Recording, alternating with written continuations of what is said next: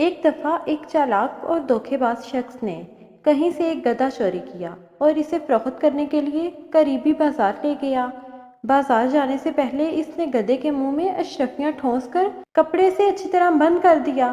بازار کی پرہجوم جگہ پر کھڑے ہو کر اس نے گدھے کے منہ سے کپڑا ہٹا دیا۔ جیسے ہی کپڑا ہٹا، گدھے کے منہ سے اشرفیاں نکل کر زمین پر گرنے لگیں۔ سکوں کی جھنکار سن کر لوگ متوجہ ہو گئے اور حیران ہو کر پوچھنے لگے کہ گدھے کے منہ سے سکے، وہ بھی سونے کے، یہ کیا ماجرا ہے؟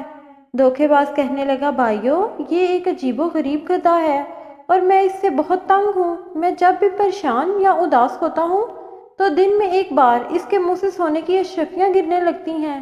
اب تو میرے گھر میں اشرفیاں رکھنے کی بھی جگہ نہیں بچی، اسی لیے میں چاہتا ہوں کہ اس سے کوئی ضرورت مند اور جانوروں سے پیار کرنے والا تاجر خرید لے۔ لوگوں نے اشرفیاں گرتی ہوئی اپنی آنکھوں سے دیکھ لی تھی اور باقی کا قصہ سن کر ہر کسی کی خواہش یہی تھی کہ یہ گدھا جتنے میں بھی مل جائے سستا ہے۔ ایک دوسرے سے بڑھ چڑھ کر بولیاں لگاتے ہوئے آخرکار ایک بڑے تاجر نے خطیر رقم کے عوض اسے خرید لیا۔ فروخت کرنے والے نے رقم اور زمین پر گرے ہوئے سکے سمیٹے اور گھر چلا گیا۔ جس تاجر نے گدھا خریدا تھا وہ فخر سے گردن اکڑاتے ہوئے چل رہا تھا اور اہل قریہ اس کے پیچھے پیچھے چلتے ہوئے اس کے گھر تک پہنچ گئے۔ سارے لوگ مل کر اداس اور پریشان شکلیں بنا کر گدھے کے ارد گرد بیٹھ گئے۔ لوگ گھٹنوں بیٹھ کر انتظار کرتے رہے اور بالآخر وہ سچ مچ پریشان ہو گئے۔ اس دوران گدھا، جو کب سے بھوکا تھا، اس نے خوب چارہ کھایا مگر ایک سکہ تک نہ گرا۔ آخر وہاں سے کسی دانا کا گزر ہوا، اس نے بتایا کہ تمہارے ساتھ دھوکا ہو چکا ہے۔ اس سے پہلے کہ فروخت کرنے والا بھاگ جائے، فوراً اس دھوکے باز کو پکڑو۔ وہ تاجر اور اہل قریہ اکٹھے ہو کر اس دھوکے باز کے گھر کے باہر پہنچے اور دروازہ کھٹکھٹا کر اس کے متعلق استفسار کیا تو اندر سے اس دھوکے باز کی بیوی نے کہا کہ وہ تو کہیں کام سے دوسرے گاؤں گئے ہوئے ہیں، آپ باہر ہی انتظار کریں، میں اپنا پالتو کتا بھیجتی ہوں، یہ جا کر انہیں آپ کے متعلق بتائے گا اور انہیں ہر صورت لے کر آئے گا۔ لوگ دلچسپی سے دیکھنے اور سوچنے لگے کہ یہ کیسے ہو سکتا ہے کہ کتا اپنے مالک کو گھر لے آئے۔ دراصل اس چالاک شخص نے جب دیکھا کہ تمام لوگ اس کے گھر کے باہر جمع ہو گئے ہیں تو اس نے اپنی بیوی کو کتے والی پٹی پڑھائی، گھر میں پہلے سے باندھے ہوئے کتے کو آزاد کیا اور خود گھر کی پچھلی سمت سے چھپکے سے نکل گیا اور دور جا کر اس نے کتے کو پکڑ لیا اور اس کے ساتھ واپس گھر کی طرف چل دیا۔ تھوڑی دیر گزری تو لوگوں کو اپنی آنکھوں پر یقین نہیں آ رہا تھا کہ وہی شخص جس نے گدھا فروخت کیا تھا اسی کتے کے پیچھے چلتا چلتا آ رہا تھا۔ اب سارے لوگ یہ بات بھول کر کہ وہاں کیوں آئے تھے، کتے کے متعلق پوچھنے لگے کہ یہ تو بڑے کام کا ہے، بتاؤ یہ کتنے کا ہے، اس سے تو ہر صورت خریدنا ہوگا۔ اس دھوکے باز اور چالاک شخص نے پہلے تو انکار کیا، لیکن بعد میں اچھے دام ملنے پر وہ کتا اسی ہجوم میں سے ایک دوسرے تاجر کو فروخت کر دیا۔ اب لوگ ٹولی کی شکل میں صرف یہ دیکھنے کے لیے کہ کتا گھر سے گئے ہوئے شخص کو کیسے واپس لے کر آتا ہے، اس تاجر کے ساتھ چلتے گئے۔ تاجر نے گھر جا کر غلام کو کہا کہ تم ساتھ والے گاؤں جاؤ تاکہ کتا تمہیں ڈھونڈ کر واپس لے آئے۔ غلام جیسے ہی دوسرے گاؤں پہنچا، وہاں سے بھاگ نکلا اور کتا بھی کہیں دور چلا گیا جو واپس نہ آیا۔ جب غلام اور کتا دونوں واپس نہ آئے تو لوگوں کو پتہ چل گیا کہ یہ ایک بار پھر ہمارے ساتھ دھوکا ہو گیا ہے۔ وہ اب دوبارہ اکٹھے ہو کر جب اس دھوکے باز کے گھر گئے تو وہ ایک بار پھر گھر کے پچھلے خفیہ دروازے سے بھاگ نکلا اور اس کی بیوی کہنے لگی وہ ساتھ والے گاؤں کسی کام سے گئے ہوئے ہیں۔ لوگوں نے کہا کہ آج ہم اس کا گھر کے اندر بیٹھ کر انتظار کریں گے، اور یوں دونوں تاجروں سمیت ارد گرد کے تمام لوگ اس کے گھر میں بیٹھ گئے۔ کافی دیر جب گزر گئی تو وہی دھوکے باز گھر میں داخل ہوا اور وہاں بیٹھے ہوئے لوگوں کو دیکھ کر چاپلوسی سے کام لیتے ہوئے ان کے سامنے جھک جھک کر آداب بجا لانے لگا اور بیوی سے پوچھنے لگا کہ میرے خاص مہمانوں کی تکریم میں تم نے کیا کیا؟ ان مہمانوں کو کچھ کھانے پینے کو دیا یا بھوکا ہی بٹھایا ہوا ہے؟ وہ لوگ دل ہی دل میں شرمندہ ہونے لگے کہ ہم جسے دھوکے باز سمجھ رہے ہیں وہ تو بڑا صحیح اور مہمان نواز بندہ ہے۔ اس کی بیوی نے انکار میں سر ہلاتے ہوئے کہا کہ ان فضول اور فالتو لوگوں کو کون اپنا مہمان بناتا ہے، میں نے تو انہیں پانی تک نہیں پوچھا۔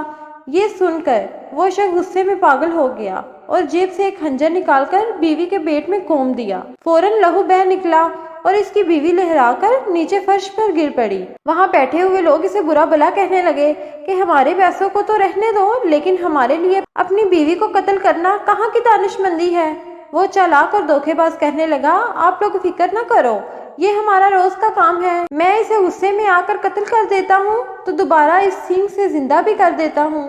یہ کہتے ہوئے اس نے دیوار پر ٹنگے ہوئے کسی جانور کے بڑے سے سینگ کی طرف اشارہ کیا، پھر وہ سینگ اتار کر مری ہوئی بیوی کے پاس بیٹھ کر سینگ کو منہ میں دبا کر سپیروں کی طرح جوم جوم کر پھونک مار کر بجانے لگا۔ تھوڑی دیر بعد وہی مقتولہ جو کچھ دیر پہلے سب کے سامنے خنجر کے وار سے ہلاک ہو چکی تھی، اپنے زخم پر ہاتھ رکھے ہوئے اٹھ کھڑی ہوئی۔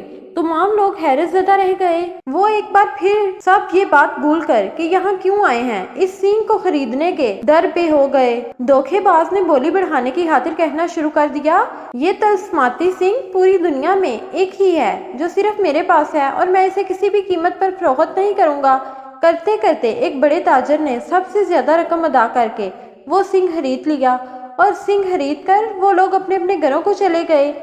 جس نے سینگ خریدا تھا کہنے لگا، میں جو اپنی بیوی کی چخ چخ سے تنگ ہوں، آج اگر اس نے لڑائی کی تو مار دوں گا اور رات سکون سے گزار کر صبح سینگ کی مدد سے زندہ کر لوں گا۔ لیکن در حقیقت اس دھوکے باز نے جب اپنے گھر کے باہر لوگوں کو اکٹھا دوبارہ دیکھا تھا تو فوراً منصوبہ بنا کر اس نے اپنی بیوی کو شامل کر لیا تھا۔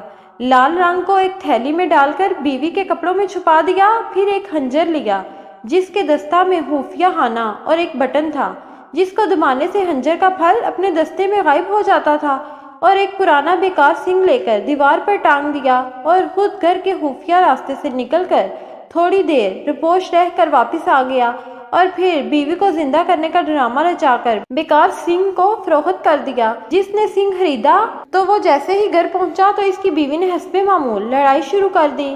اس نے بے فکر ہو کر خنجر نکالا اور بیوی کے پیٹ میں گھوم دیا، خون نکلا، وہ تڑپی اور ٹھنڈی ہو گئی۔ اس نے اٹھا کر کمرے میں لٹا دیا اور پوری رات ایسے ہی رہنے دیا۔ صبح اٹھ کر اس نے بتھیرا سینگ کو مختلف طریقوں سے بجایا، مگر وہ تو مردہ ہو چکی تھی۔ دھیرے دھیرے اسے اپنی بے وقوفی کا احساس ہونے لگا۔ وہ پچھتاوے کے احساس کے ساتھ گھر سے نکلا تو باہر تمام لوگ اس کے منتظر تھے کہ پتہ کریں رات کیا بیتی اور سینگ نے کیا کمال دکھایا۔ وہ شخص دکھ اور شرمندگی کو چھپانا چاہتا تھا، مگر کچھ لوگوں نے جب اصرار کیا تو اصل بات اگلوا ہی لی۔ اب کی بار انہوں نے پکا ارادہ کر لیا کہ اس نوسر باز کی کسی بات میں نہیں آنا، اور اس کو دیکھتے ہی قابو کر کے ایک بوری میں بند کر کے سمندر برد کر دینا ہے۔ سب نے اس بات پر اتفاق کیا۔ ایک بار پھر وہ لوگ اکٹھے ہو کر اس دھوکے باز کے گھر پہنچے اور اندر جا کر اسے قابو کر لیا، بڑی سی بوری میں ڈال کر سمندر کی طرف چل دیے۔ سمندر وہاں سے کافی دور تھا۔ بوری میں بند دھوکے باز شخص کو باری باری اٹھاتے ہوئے وہ سب لوگ تھک گئے تھے۔ سمندر سے نصف فاصلے پر پہنچ کر انہوں نے کہا کہ تھوڑی دیر سستا لیتے ہیں، اس کے بعد آرام سے اسے پانی میں پھینک دیں گے۔ وہ لوگ تھکے ہوئے تھے، اسی لیے جیسے ہی آرام کے لیے رکے تو انہیں نیند نے آ گھیرا اور وہ بے فکر ہو کر سو گئے۔ بوری میں بند شخص نے بھوک اور پیاس سے بے حال ہو کر چیخنا چلانا شروع کر دیا، مگر وہ تمام لوگ تو خواب خرگوش کے مزے لے رہے تھے۔ اسی اثنا میں وہاں سے ایک چرواہے کا گزر ہوا۔ اس نے دیکھا لوگوں کا ہجوم آرا ترچھا ہو کر سو رہا ہے اور ایک طرف پڑی بوری سے چیخنے چلانے کی آوازیں آ رہی ہیں۔ اس نے بیر بکریوں کو ایک طرف کھڑا کیا اور آگے بڑھ کر جب بوری کھولی تو اس نے دیکھا کہ اس کے اندر تو کوئی شخص بند ہے۔ چرواہے نے پوچھا کہ اے شخص تو کون ہے؟ یہ ارد گرد سوئے ہوئے لوگ کون ہیں اور تجھے بوری میں کیوں بند کیا ہے؟ یہ ماجرا کیا ہے؟ دھوکے باز نے کہا، سنو، یہ تمام لوگ میرے خاندان کے ہیں۔ یہ میری شادی سمندر پار ایک شہزادی سے زبردستی کرانا چاہتے ہیں، مگر مجھے مال و دولت کی ذرا بھی ہوش نہیں ہے۔ میں تو اپنی چچا زاد لڑکی سے محبت کرتا ہوں۔ چرواہا اس کی باتیں سن کر بڑا متاثر ہوا اور کہنے لگا، بتاؤ کیا میں تمہارے کسی کام آ سکتا ہوں؟ دھوکے باز کہنے لگا، ہاں ہاں کیوں نہیں، تم میری جگہ اس بوری میں آ جاؤ اور جب شہزادی کے سامنے بند بوری کھلے گی تو پھر اس کا تم سے شادی کرنے کے سوا کوئی چارہ نہیں ہوگا۔ چرواہا یہ سن کر خوش ہو گیا اور ہنسی خوشی اس دھوکے باز کی جگہ بوری میں بند ہو کر بیٹھ گیا۔ دھوکے باز نے وہاں سے چرواہے کی بیر بکریوں کو ساتھ لیا اور واپس اپنے گھر آ گیا۔ وہ لوگ جب نیند سے بیدار ہوئے تو انہوں نے بوری کو اٹھایا اور چلتے چلتے آخر کار سمندر میں پھینک دیا۔ اور مطمئن ہو کر اپنے اپنے گھروں کو لوٹ آئے۔